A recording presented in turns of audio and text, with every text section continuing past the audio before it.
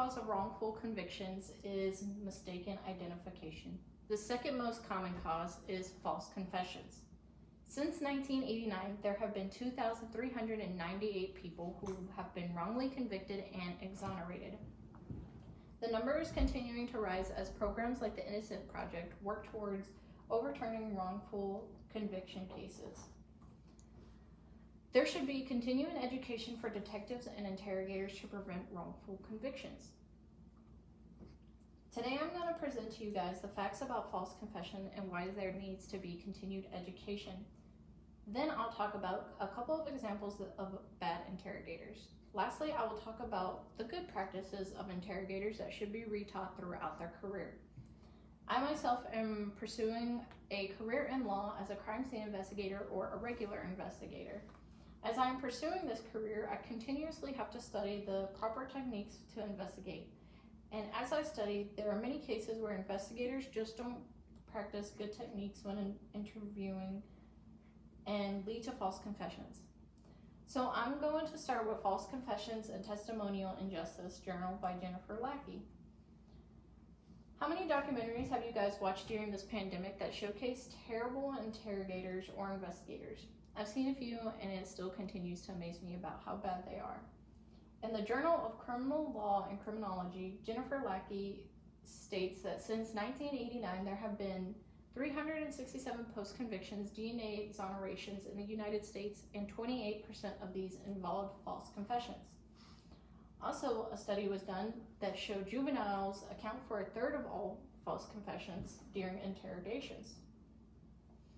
In the largest sample ever studied, Stephen Drizian and Richard Leo analyzed 125 cases of proven false confessions in the United States between 1971 and 2002 and found that 81% occurred during murder cases, followed by rape at 9% and arson at 3%. According to Professor Woody, in the interview Police Interrogations and Confession for the University of North Colorado, Woody states that confessions are so powerful that they affect every individual and every other piece of evidence. And if you look at the picture on the side, it shows the 5 states with the most exonerations, with Texas, Illinois, New York, California, and Michigan. Now that we have identified the facts about the amount of people wrongly convicted, let's move on to some examples.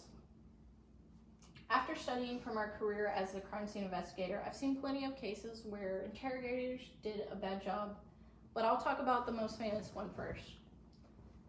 The case of Brendan Daisy is the most famous for the interrogation. Some of you guys might have heard about the case. It is famous for the interrogation that led a 16-year-old boy to confess to a murder that he did not commit. Daisy is not necessarily innocent in this crime, but the confession was coerced and he deserves a due trial. In the attorney Daisy's confession contaminated Tribune article, Daisy's Confessions Contaminated, the Reed and Associated Literature, the publishers for the book of Reed Techniques in Interviews and Interrogations, says interrogators must exercise extreme caution when dealing with juveniles or people with mental psychological impairments, which they did not do in this case. A more unknown case is Paula Gray, who confessed to a role in a crime she knew nothing about, sending herself and 4 other innocent men to prison, 2 of them to death now.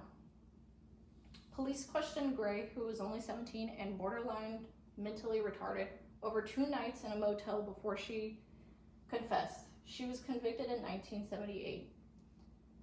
Grant and the 4 men were convicted on eyewitness misidentification, false confession, inadequate defense, and improper forensic science. She was later exonerated by DNA in 2002, 24 years later. Now that we have examined different cases where the interrogators just did a poor job and ruined some lives, let's look at practices of interrogators and investigators that should be used. Becoming a criminal investigator isn't all that hard. All you need is a degree in criminal justice, criminology, forensic science, or another degree in that field. I myself am doing a degree in science with a certificate in crime scene investigation. One common technique is the READ technique that involves 3 components: factual analysis, interviewing, and interrogating. This is the most common technique that interrogators use. It is good, but should never be used on mentally handicapped people or juveniles. Another technique that is widely known is the kinesis interview, which involves analyzing a person's behaviors to assess deception.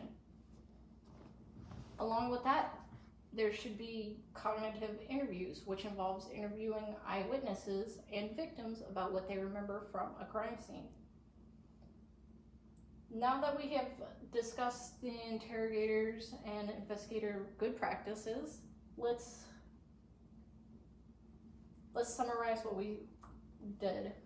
In conclusion, there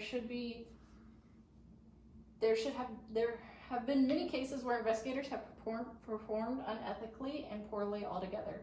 There's no exception for ruining people's lives based on poor interrogations. There should be moral practices and consequences for interrogators who collect false information from someone who convicts them. I call the justice system to action to prevent false convictions. Investigators and interrogators should have continued education as we are developing new techniques in the 21st century.